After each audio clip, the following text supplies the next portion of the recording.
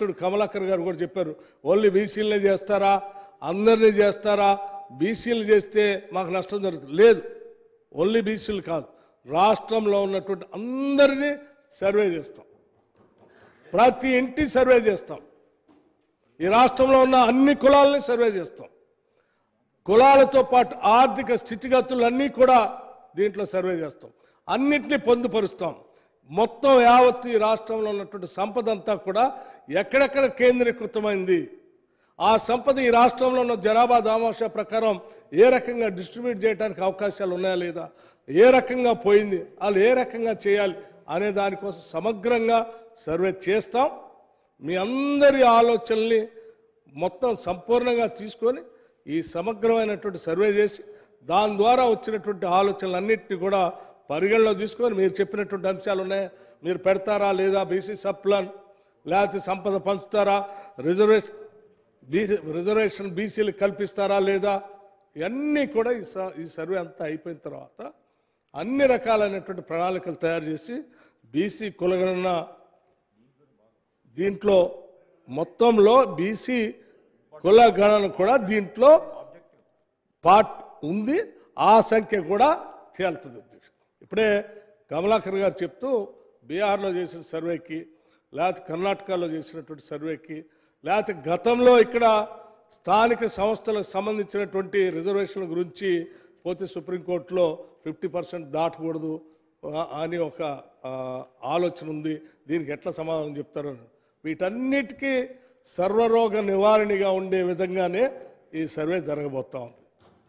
పూర్తి సర్వరోగ నివారణ సుప్రీంకోర్టు ఏం చెప్పింది, 50% దాటుద్దని చెప్తూనే ఒకవేళ బలహీన వర్గాలకు సంబంధించినటువంటి వాళ్ళ సంఖ్య 50% దాటో లేకపోతే ఇంకా ఎక్కువ ఉందని అనుకున్నప్పుడు సపోర్టింగ్గా ఉండేటువంటి స్టాటిస్టిక్స్ని మీరు సర్వే చేసి దాన్ని మీరు సమర్పించండి అన్నారు. ఆ సమర్పించడానికి కావాల్సిన సర్వే ఇంతవరకు మీరు చేయలే. 10 సంవత్సరాలు అధికారంలో ఉన్నటువంటి మీరు ఇప్పుడు మా కమలాకర్ గారు మాట్లాడుతూ ఇవన్నీ జరగాల్సి ఉండే చేయలేదన్నారు. మేము వద్దన్నామా? వద్దలేదుగా, 10 సంవత్సరాలు చేయమనే చెప్పాం, కానీ మీరు చేయలేదు. కానీ ఈరోజు మేము చేస్తూ ఉన్నాం. ఈ సర్వే ఈ దేశంలో ఉన్నటువంటి సామాజిక ఆర్థిక రాజకీయ మార్పులకి ఒక అద్భుతమైనటువంటి పునాదిగా మారబోతూ ఉంది. అటువంటి గొప్ప తీర్మానాన్ని ఈరోజు మా ప్రభాకర్ గారు ఈ సభలో ప్రవేశపెట్టారు. సాధ్యమైనంతవరకు అటువంటి మార్పు కోరుకునేటువంటి సభ్యులంతా కూడా మీరు సలహాలు సూచనలు ఇవ్వండి. మాకేం కన్ఫ్యూజన్ లేదు, మేము చాలా స్పష్టంగా ఉన్నాం. కన్ఫ్యూజన్ ఉందల్లా మీకే, మాకు చాలా క్లారిటీ ఉంది. మేమేం చేయాలనుకుంటున్నాం, ఏ రకంగా సామాజికంగా రాజకీయంగా ఆర్థికంగా అన్ని వర్గాల ప్రజానీకానికి ఈ రాష్ట్ర సంపదని ఏ రకంగా పంచడం కోసం కావాల్సిన సమాచారం కోసం మేము చేసే కార్యక్రమాలన్నీ చేస్తూ ఉన్నాం. Thank you. కమలాకర్ గారు ఇప్పటికే ½ అన్ అవర్ అయిపోయింది. 8 మెంబర్స్ ఉన్నారు. మీరు కూడా ఆలోచించండి, 8 ఉన్నారు.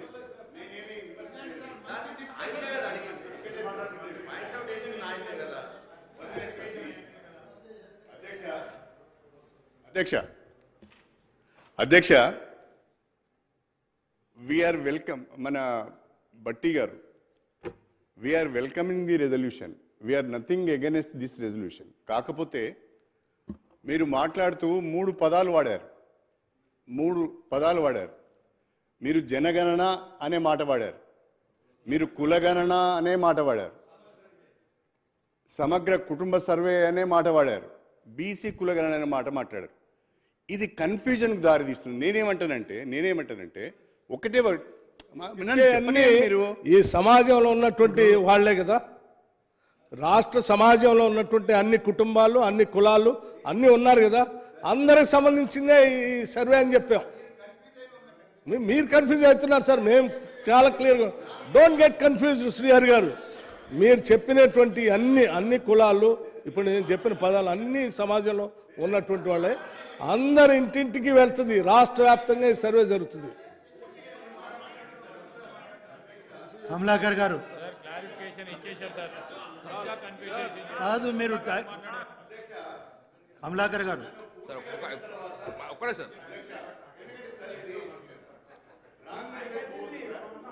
సభలో ఉన్నారు, అందుకని నేను అంటున్నా. అధ్యక్ష రాంగ్ మెసేజ్ పోవద్దు. మేము మా పార్టీ పరంగా ఈ తీర్మానాన్ని సమర్థిస్తున్నాము. మేమేం డిఫర్ కావడం లేదు. డిఫర్ అయినప్పుడు మీరు మా మీద దాడి చేయండి. మేము డిఫర్ కావడం లేదు.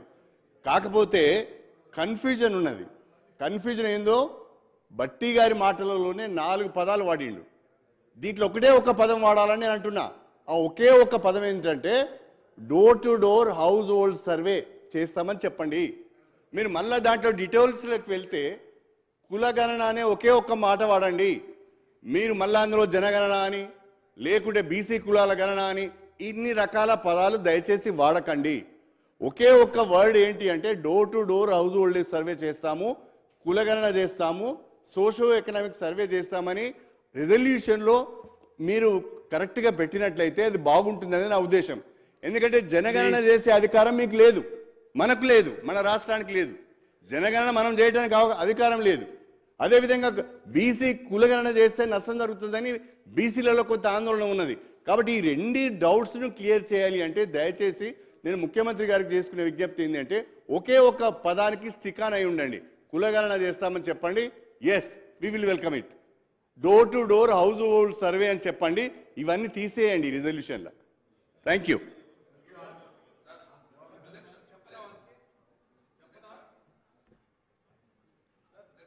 నేను ఇప్పుడు శ్రీయర్ గారు కమలాకర్ గారు మీరు చెప్పిందే ఇందులో ఉంది కదండి.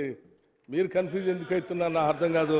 అరే చాలా క్లియర్గా ఉంది సార్, రిజల్యూషన్ రాసి చాలా క్లియర్గా ఉంది కదా సార్. Comprehensive door to door household survey is there clear. Socio economic educational employment political and caste survey బ్రాకెట్లో కులగణన క్లియర్ ఉంది కదా సార్. కాదని ఎవరన్నారు? మీరు కాదనంటే నేను లేదు చెప్పాను, చదివి వినిపించాను. మీరు పదే పదే ఎట్లా సార్? కమలాకర్ గారు, శ్రీహరి గారు, getting confuse and confusing the house. Srihari గారు చాలా స్పష్టమైన క్లారిటీ ఇచ్చారు. కమలాకర్ సార్ మీరు చెప్పింది నేను చెప్పే ప్రయత్నం చేస్తాను సార్. మీరన్న ప్రకారం ఇంటింటికి కుల సర్వే చేసుకొని అందులో మా బీసీ శాతాన్ని తెలుపుతా అంటుండ్రు, అదే కదా సార్? I right sir? నేను అనేది మొత్తం ప్రతి ఇంటికి పోయి ప్రతి కులాన్ని కూడా చేసుకొని ఆ కులాలన్నిటి కూడా పెట్టుకొని అందులో బీసీ శాతాన్ని కూడా ఎంతో చెప్తా అంటారు మీరు, అదేనా సార్? అదే నేను అన్నప్పుడు అదేనా సార్ మీరు చెప్పండి క్లారిటీ అండి.